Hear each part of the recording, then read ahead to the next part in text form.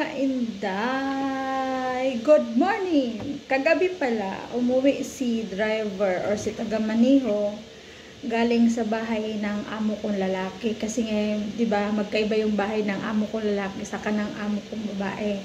Ang nakatira dito sa kung saan ako nagtatrabaho ay yung dalawang anak saka yung amo kong babae, si Madam Damin. Silang tatlo.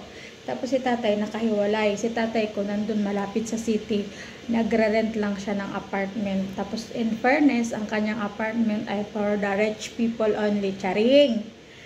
Kagabi may dala-dala yung driver para sa akin. O, diba? Talagang sabi sa akin kagabi ng driver, binigay daw ni tatay, tapos sabi daw ibigay daw sa akin. O diba? Inalala ako. Charing, kahit hindi kami magkasundo. Diba guys? Ito siya guys, o diba, ang ganda ng box pa, triangle. Alam niyo kung anong laman nito? Charan! Tinapay! O diba, yummy yummy! O yan!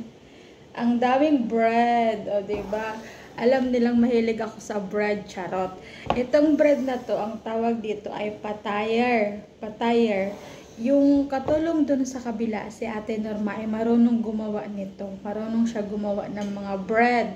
Kasi syempre matagal na siya dito. Tapos yung katulong dito dati, nakasama ko, marunong din siya. Minsan gumagawa din siya ng ganito, mga patay. Pero yung simple lang, hindi naman yun.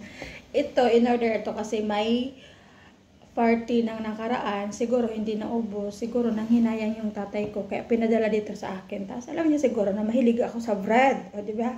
Magkakaiba yung flavor niya guys, kaya today titikman natin kung anong flavor na nandyan, isa-isa nating titikman. Tawag dito, initin ko siya kasi nilagay ko siya sa ref kagabi, diba? Isa-isa tayong kukuha, may ganito siya, o diba parang pandikuko, di ko alam kung pandikuko yan o ano. Ito guys ay may shutter, yan. Lagay lang natin dito sa plato, ito pizza bread. Ano siya, pizza bread siya. Masarap yan guys. Kagabi pala, kumain ako nito. May masarap dito. Ito guys, oh. Natikman ko na siya kagabi. Ito, masyado, ano siya, puro satar. Mahina ako guys sa satar. O, diba? Busog yung kadama for today's video guys. Yan, o diba? Saya-saya. Tapos ito, para may mga ganito. Initin ko siya. Masarap ito guys, kasi may palamasang cheese. Initin natin siya. Lagay natin sa oven. Initin ko na to lahat yung mga ganito kasi masarap to. Gusto ko to. O yan. Initin natin para may makain tayo. Nagkahiwalay na nga yung kamatis saka yung ano eh.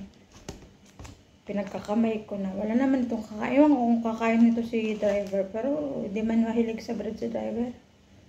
Kaya alam ko hindi man yan kakain. Bigay man niya to sa akin. Marami man ata ito pag ininit ko man lahat. Hayaan nyo na guys.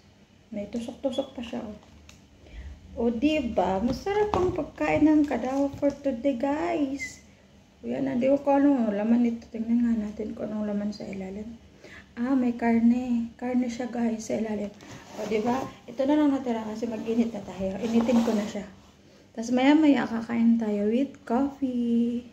Charan! Ito na siya guys. Ininit ko na siya. And then papartneran natin ng kape. O diba? Serve na naman ang katabang for today. Basta may pagkaon. Basta may pagkakan. Seram sana. Paano ako yung magpayat? O, diba? Ang dami pa dyan. Isang box pa.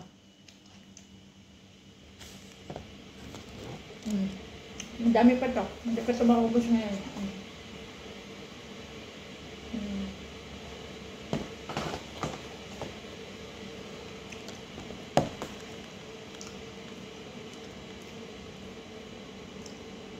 Mahilig pa naman ako sa tinapay.